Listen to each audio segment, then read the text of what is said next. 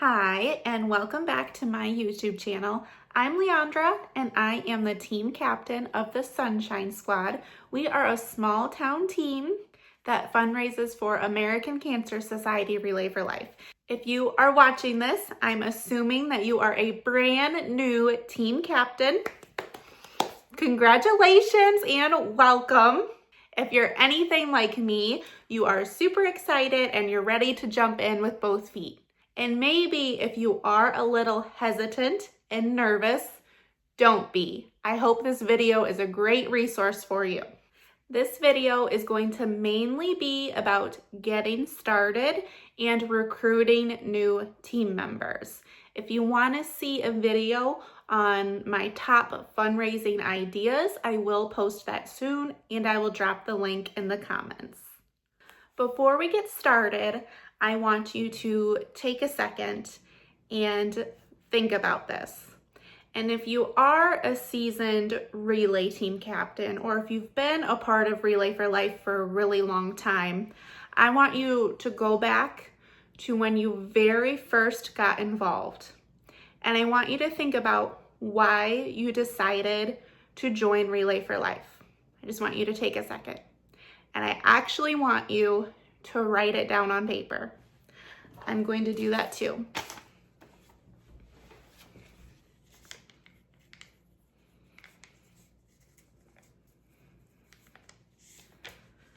Okay, what did you write down? I bet 90% of you wrote down a name. That's right, a name. For me, it's Terrie Miller, Jan Brog, Nan Determan, MaryKay Michael, Richard Hoffman, and those are just a few of the names of the loved ones, of my loved ones that have been affected by cancer. And a few of them are survivors, and a few of them are not. So if you wrote down a name, you're not alone. I guarantee you that most people get started in this because of a loved one. I want you to drop your reason or drop that name in the comments below. Tell me why you relay. Why did you start this? And when you realize that most people join because of that name of that loved one, you will see and you will notice how this brings people together. It's more than just fundraising. It's that passion and that drive that will continue to make you move forward. And it is one of the ways, at least for me, it was a way for me to do something. I felt like I was doing something. And it's why I'm making these free videos, because I feel like it's a way that I can give back and help other people. All right, before I start crying, let's dive into what this video is all about. You just signed up a new team for Relay for Life. Right now, you have yourself, and maybe you already talked to someone about joining you, and maybe you didn't. Getting started, the first thing you need to do is customize your own personal Relay for Life page. When you customize it, it's really going to, show people that visit your page before they make a donation, what's this all about? It's going to give them some insight onto why you might be doing this. Another thing I highly recommend is downloading the Fundraising app. It is very, very convenient, and I do almost everything from there. It's on my phone, and it just makes it so easy. There are so many things that you can do within the app. And one of the most convenient things is if someone writes a check for a donation, you can actually take a picture of it through the app instead of mailing it in, which is very convenient. I would also recommend, if you are on Facebook, you can connect a fundraiser to your Facebook. That is a very easy way to get the word out as well about fundraising. It's really nice because it will show your goal. You know, for example, if your goal is to raise $100, it will show that, and it will even show like a meter as you're raising those funds and how close you are to that goal. Another thing to think about is your team name, which you may have already selected it or chose it if you did already create your team. But if you haven't started a team yet and you're just thinking about it, coming up with a team name or a team theme can really be a fun way, especially the day of the relay. So my team name is the Sunshine Squad. And that kind of started because I love summer. I really do. The sunshine makes me happy. That's how it started. However, it kind of developed into be the sunshine. Sunshine makes people happy, right? So when you can't find the sunshine, be the sunshine. So we are the Sunshine Squad. And we actually have team t-shirts that say, when you can't find the sunshine, be the sunshine, and it has a big sun on it. And that theme is just, it's fun because the day of the relay, we have this team campsite and we decorate with sunshine themed decorations, and it's yellow and it's bright and it's just a lot of fun. You know, it brings that togetherness. So when you're thinking of a team name, or if you've already created one, think about ways you can incorporate your name or your theme. That isn't a requirement by any means, but it does just add another fun layer into bringing people together. Another thing to think about is setting a realistic personal fundraising goal, but also a realistic team goal. So just starting out, don't compare yourself to bigger teams. It can be really easy to compare yourself to a team that has been fundraising for years. Don't do it. I think a good way to start out is setting a personal goal of just $100. You are just getting started, and every dollar truly makes a difference. I think $100 is very doable. And when you reach $100, you have earned Hope Club, and you can get a free t-shirt. This is actually the t-shirt you will earn for 2026 if you raise $100. So for your team goal, I would recommend basing it off that. Let's say you have 4 people join you, so there's 5 of you total. Set a realistic goal of $500 for the team. That would mean each of you raise $100. I think that's very realistic. And then as you continue to do this year after year, you will kind of know what's a good goal for you.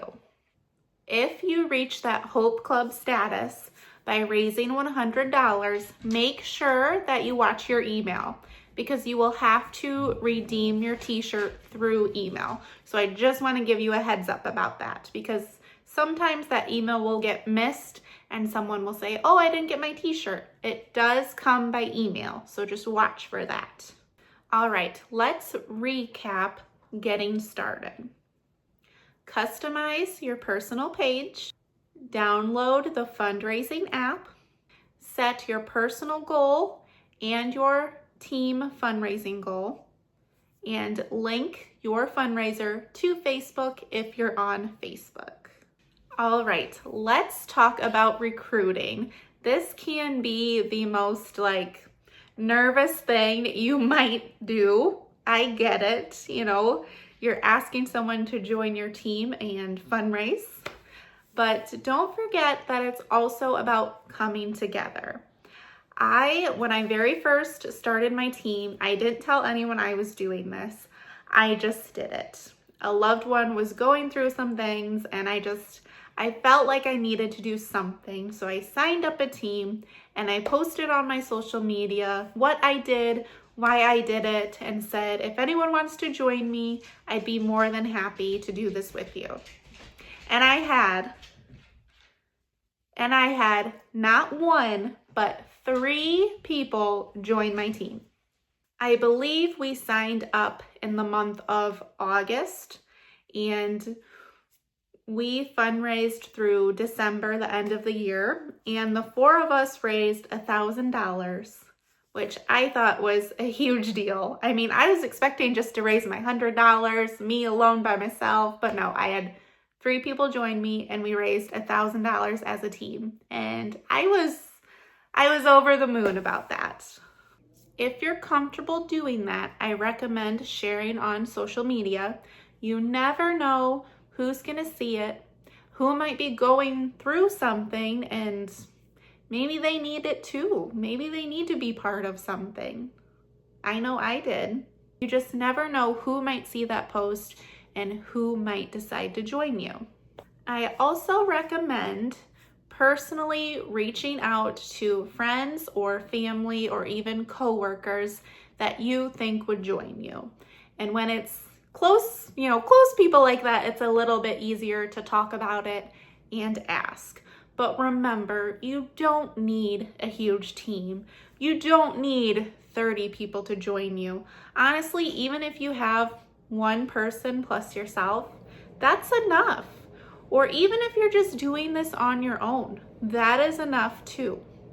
I think over time, your team will naturally grow. As you get more involved and meet more people and share your passion and your story and why you're doing it, people will naturally join you on their own. So don't stress so much about recruiting. And when you do have a few people join you, it can be a fun incentive or a fun challenge. Let's say there's a total of 5 people, including yourself. You could talk with your 4 team members and say, hey, I think it'd be kind of cool if we each tried to recruit 1 person. That's certainly doable. It's realistic. If each one of you recruit only 1 person, you will double your team. I like math, and that's easy math. 5 times 2 is 10, and you just doubled your team. So little things like that can also make a difference. But again, don't stress out about not having a big team. When you sign up your team, you will receive an email with a team captain guide. Make sure you use this as a resource. There's a lot of good information in there. You also might have a member of the event leadership team reach out. Don't be afraid to bounce questions off them. And if they don't reach out to you first, you can reach out to them. Don't be afraid to ask questions. You could also reach out to other team captains from your relay. That is a great resource as well. I know that I personally reached out to another team captain who I knew actually from the area, and I asked her so many questions and she was so helpful. So don't ever be afraid to ask questions. I asked a few seasoned relayers what they would tell a new team captain. Now, if you're not new, all of these things will be of use to you. And honestly, I need to hear some of these myself. So if you're not a new team captain, this advice is still super beneficial. So my question was, what would you tell a new team captain? And these are the responses that I received. Use your passion and invite people with passion to join you. Fundraising should be just that, fun for you. So do something that drives you and you enjoy. Don't let politics get you. Whether a job or work, there are always things we love or don't. It's a marathon, not a sprint. Don't empty the tank the first month or 2. In the same breath, make sure you don't leave anything in the tank by the time it's all said and done. It's okay to start slow. Shoot for a realistic fundraising goal. Every dollar counts.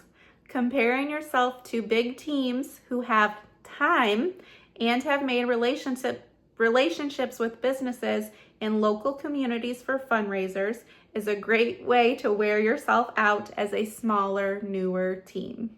You'll get there. Get involved in the month-to-month activities. Keep up with the planning. Grab a team captain kit. Download the fundraising app. Communicate with your team. $1 at a time, you will get there. Patience and grace go a long way to reaching your goal. Not everyone is good at asking for donations, but may be an amazing cook or baker. Find everyone's best abilities and use those to fundraise. Also, slow down, you can't do it all. Delegate, not dictate. The journey you are embarking on is an important one and you are appreciated. Engage your team members and encourage them all to raise $100 and become Hope Club members. Remember, Hope Club, you get this t-shirt. At least for 2026. This is the 2026 t-shirt. Okay, make a list of people you know that you do business with and share your story and ask for donations. Carry relay information with you as you never know when an opportunity to share relay will arise. Have fun and be creative. Tap into each team member's strength. Set goals with team. Delegate, praise, appreciate, and share excitement. Don't compare yourself to other teams or team captains. Ask questions or maybe find a mentor. Communication is key. Every suggestion or idea should be considered, and set achievable goals to get the team excited. This is it's all great. It's all great advice. You know, and the one that I keep coming back to because I am a full-time working mom. I have 3 boys that are very involved with sports. Not only do I have my own relay team, I'm also trying to revive an actual in-person event. This will be our 2nd year having an in-person event. And I have to remind myself that I can't do it all. And no one can do it all. But I have some very passionate people that are helping me. And we are all coming together, and I'm getting better at delegating and knowing what's on my plate when. For example, my 2 younger boys are in baseball. And last April, well, more like last May and June, it was completely crazy. It was 4 nights of baseball. So I would work all day and then I would have baseball at night. I could do nothing. And I was very overwhelmed because I think we had a fundraiser going on at the same time, and I just didn't feel like I gave it my all, and I was very discouraged. But I learned from that. So as we're approaching spring and baseball season, I know that maybe I shouldn't be the one to lead a fundraiser. So I'm going to delegate and ask a team member and say, hey, can you be like the leader of this specific fundraiser? I will still help, but can you lead it? So it's those kinds of things and that way of thinking that will help you go far and help you reach your goals. If you've learned at least one new thing or you enjoyed this video in any way, please give it a like, subscribe to my channel, and as always, if you have any questions, leave them in the comments and I will reply to every single one.